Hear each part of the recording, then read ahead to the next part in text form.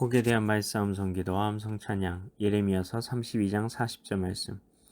내가 그들에게 복을 주기 위하여 그들을 떠나지 아니하리라 하는 영원한 언약을 그들에게 세우고 나를 경외함을 그들의 마음에 두어 나를 떠나지 않게 하고 내가 그들에게 복을 주기 위하여 그들을 떠나지 아니하리라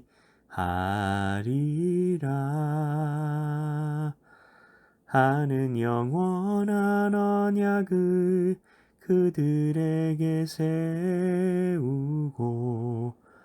나를 경외함을 그들의 마음에 두어 나를 떠나지 않게 하고. 말씀 기도입니다. 하나님 아버지, 복을 주시기 위해 떠나지 아니하리라 하시고 이것이 영원한 언약이라고 하시는데 교회를 열심히 다니는 내 삶은 왜 복이랑은 지지리도 상관이 없어 보이나요? 그리고 복을 주시는 것이 마치 영원한 약속인 것처럼 말씀하시는데 영원하다면 변함없이 복이 내게 주어져야 하는 것 아닌가요? 그리고 이런 하나님을 경외하라고 하시다니요. 사사건건 모든 일을 내 마음대로 하지도 못하게 하고 조금만 세상적으로 가는 것 같아도 세상적이라고 손가락질 하실 것 같은 하나님이 불편한 사람들도 있다고 생각은 안 하시나요? 우리는 이런 도전적인 질문들을 하는 사람을 맞닥뜨릴 수 있습니다. 특히 교회에 다녔던 사람들이 그러합니다. 왜 우리는 하나님의 축복에 대한 약속이 때론 너무 싫을까요? 요즘 젊은 사람들은 축복에 대한 이야기, 기복주의에 대한 이야기를 참 싫어합니다. 말도 안 되는 이야기를 하는 것 같으니까요. 자기도 어렸을 때는 그런 신기한 간증을 들으면서 나도 저렇게 하면 잘 되지 않을까 싶은 생각도 들었을 겁니다. 그런데 어느 순간부터 그게 뜬구름 잡는 이야기 같은 것이란 마음이 드는 겁니다.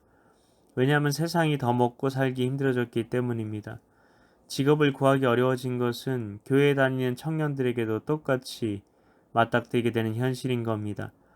그 현실 속에서 취업을 위해 더 많은 물리적인 시간을 들여야 하는 것은 틀린 말이 아닙니다. 그런데 헌신만을 강요하면서 그러한 노력에 대해서도 믿음이 없다고 손가락질을 해야 하느냐는 겁니다. 그게 아닙니다. 이것은 축복에 대한 오해가 있어서입니다. 우리나라도 한때 한강의 기적이라고 불릴 만큼 잘 살던 때가 있었습니다. 대학만 나오면 취업이 되는 그런 때가 있었다는 겁니다. 그런데 지금 현실은 어떻습니까? 그때보다 어려운 때가 되었습니다. 그러니 취업이 어려운 겁니다. 교회에서 헌신하고 봉사하면서도 충분히 직장에 옛날엔 들어갈 수 있었던 겁니다. 그러면 지금은 봉사하고 헌신하고 이런 것은 하지 말라는 말인가요?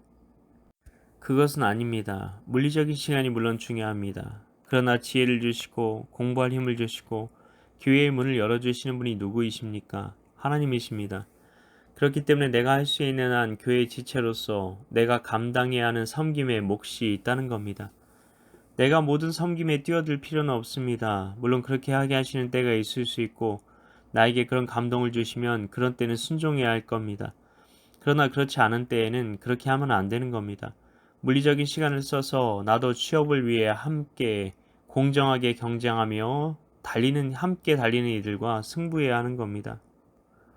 이게 하나님의 복에 대해 아는 자들이 하는 지혜로운 선택인 겁니다. 하나님의 복이 있는 사람과 복이 없는 사람은 취업을 준비하는데도 큰 차이가 있습니다. 복이 있는 사람은 하나님께서 요셉에게 복을 주셔서 보디발의 눈에 들게 하시고 간수장의 눈에 들게 하시고 파라오의 눈에 들게 하신 것 같은 역사를 허락해 주신 겁니다. 하나님의 복이 있는 사람의 인생은 하나님께서 이끄시고 세워 나가시는 겁니다. 그런데 하나님의 복이 없는 사람은 자기 혼자의 노력으로 악을 쓰며 경쟁에서 이기기 위해 용을 쓰게 됩니다. 물론 그런 사람 중에 자신이 원하는 성공을 거머쥐는 사람도 있을 겁니다.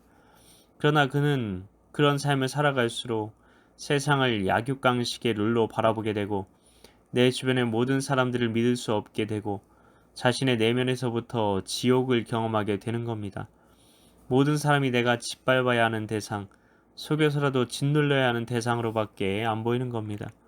하나님께서 왜 사사건건 내 마음대로 못하게 하시는 것 같을까요? 내 마음대로 하는 것이 우리에게 정말 행복한 것이라면 그렇게 하게 하셨겠죠. 그런데 우리의 존재 자체가 그렇게 지어지지 않았다는 겁니다. 우리는 영적인 존재입니다. 그래서 영의 영향을 받게 되어 있습니다. 하나님 아니면 사탄에게 붙들리게 됩니다. 어느 쪽을 선택하시겠습니까? 그분에게는 참된 지혜와 진실과 선과 정의와 아름다움이 있습니다. 반면 사탄에게는 온갖 거짓과 위선과 악과 불의와 추함과 개걸스러운 탐욕이 있습니다. 우리는 이미 사탄의 노예로 살아온 세월이 깁니다. 죄는 우리를 철저하게 죄가 주는 달콤한 즙에 맛이 길들여지게 만들어 놓았습니다. 우리는 돈이 주는 능력을 알기에 더 많은 돈을 얻을 수 있어야 행복할 수 있다고 말하며 하나님께 하나님 당신이 아니라 돈을 내놓으라고 외치며 살아갈 때가 참 많습니다.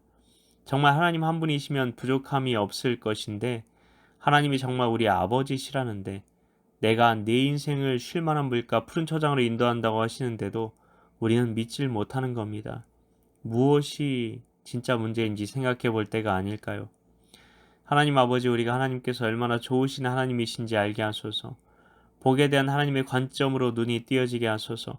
그리하여 하나님께서 주시는 참된 은혜와 축복 가운데 세상에서 나의 아버지 되신 하나님을 찬양하며 영광 돌리는 삶을 살게 하소서. 진짜 우리 아버지 되신 그 하나님을 믿고 바라보며 의지하는 삶을 살아가게 하소서. 이를 위해 오늘도 말씀 암송 기도 암송 찬양 가운데 나아가오니 성령으로 임하사 오늘도 아버지이신 하나님을 더 깊이 신뢰하며 아버지의 말씀에 따라가는 오늘 하루 되게 하옵소서. 믿고 감사드리오며 예수님 이름으로 기도하옵나이다. 아멘.